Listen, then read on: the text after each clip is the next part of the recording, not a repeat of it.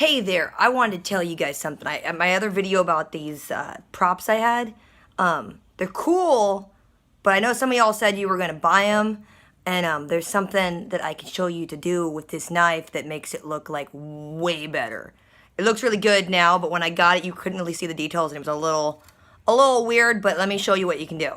Okay, so first things first, you look at it, it looks pretty clean. I mean, it looks really good for I mean, it's like a $14 very plastic prop, but since it's plastic, there's little teeny holes that is in every plastic thing when they form and make it, and this was kind of made very quickly. It was a costume, like, Halloween place I got it from, but these holes, since they're like a little bit recessed, the way you do this, like, silver effect, there's a couple different paints, but it's usually rub and buff. It's usually a wax-based paint, and they clearly had like a stencil for this. So like usually when you do rub and buff, it hits all the high points, and so everything that's recessed, like the letters, stays the original color.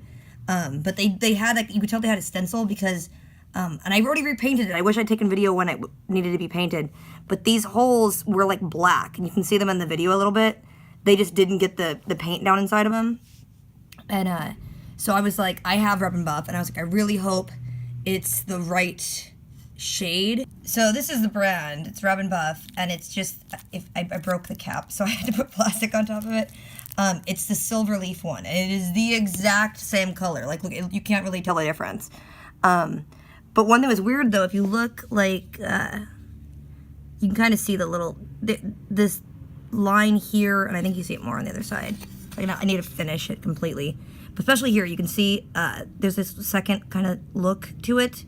The stencil that they stamped this with, the wavy line that is normally just cut out was down here. It was like interfering with the lettering even.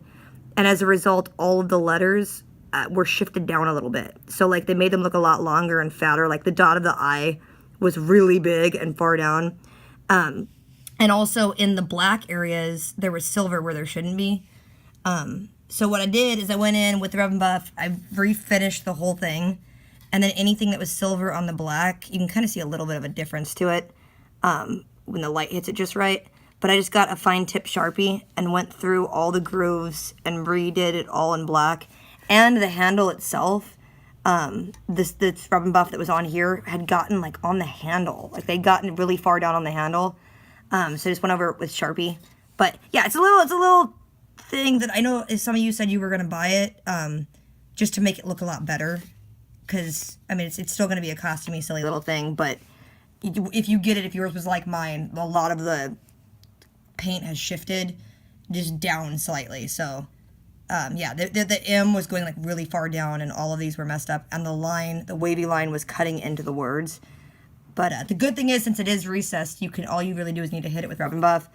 And this stuff is a wax base, so you just basically get it like on your finger or something, and you just rub it, and it'll only hit the high points. And it ends up looking really good. And I like the effect of it. But that's all I want to tell you guys. So just a little video, but I hope it helped you get a really cool looking effect on your blade. It makes a $14 blade look a lot better. But do with it what you will. I just thought I'd share. Remember, it is rub and buff, and it is this silver leaf.